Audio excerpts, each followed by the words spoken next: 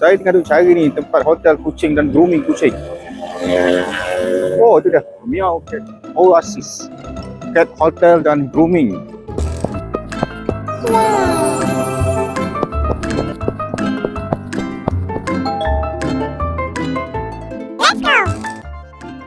Jom kita tengok ke dalam Meow Cat Oasis. Wow.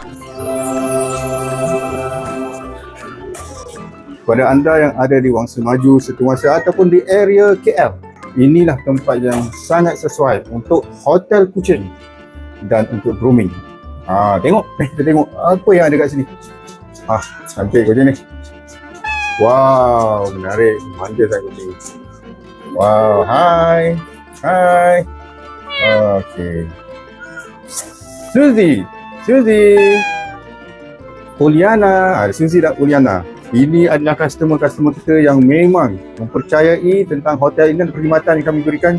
InsyaAllah yang terbaik untuk anda. Jom kita tengok lagi. Apa khabar? Seronok nampak? Relax je? Relax je? Tengok, inilah keadaan fasiliti yang kami sediakan untuk anda. Jadi apa tunggu lagi? Jom kita bawa kucing-kucing kita yang kita sayangi ini, cantik-cantik semua di sini, untuk anda dapatkan perkhidmatan yang terbaik di Meow Cat Oasis. Jom, anda boleh tengok, inilah keadaan bilik-biliknya yang sangat eksklusif, dan kucing-kucing anda kami jaga dengan cukup rapi dan mesra. Ini ada Bubu. Hai Bubu. So apa tunggu lagi? Kalau anda ingin untuk meletakkan kucing kesayangan anda di sini, di Hotel Meow Cat Oasis, di mana lagi kalau bukan di sini? Anda boleh tengok. Jom saya akan bawa anda, kita ronda-ronda ke hadapan pula.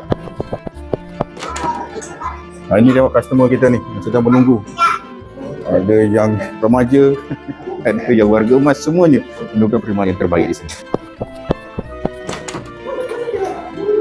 Playground dia orang ni. Kita tutup. Okey, seperti saya katakan tadi, kalau anda ingin perkhidmatan grooming ataupun hotel kucing, inilah tempat dia, Meow Cat Oasis.